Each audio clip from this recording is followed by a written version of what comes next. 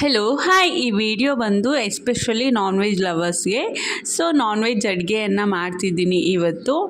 ಅದರಲ್ಲೂ ಸ್ಪೆಷಲ್ ಅಂದರೆ chicken biryani.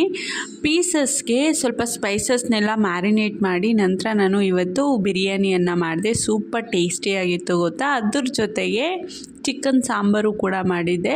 So ಮುದ್ದೆ, ಚಪಾತಿ, ಬಿರಿಯಾನಿ ಮತ್ತು ಚಿಕನ್ ಸಾಂಬಾರು ಇಷ್ಟು ಕೂಡ ಇವತ್ತು ಮಾಡಿದ್ದೆ. ಅದರಲ್ಲೂ ನಾನು ಮುದ್ದೆ ಮತ್ತು ಸಾಂಬಾರನ್ನೇ ತಿನ್ನೋದು ಆಲ್ಮೋಸ್ಟು, ನನ್ನ ಫೇವ್ರೇಟು ಕೂಡ ಅದೇ. ಬಟ್ ಇವತ್ತು ಚಿಕನ್ ಬಿರಿಯಾನಿ ಸ್ವಲ್ಪ ಸ್ಪೆಷಲ್ಲಾಗಿ ಮಾಡಿದ್ದೀನಿ ಅಂತ ಹೇಳಿದ್ನಲ್ವ.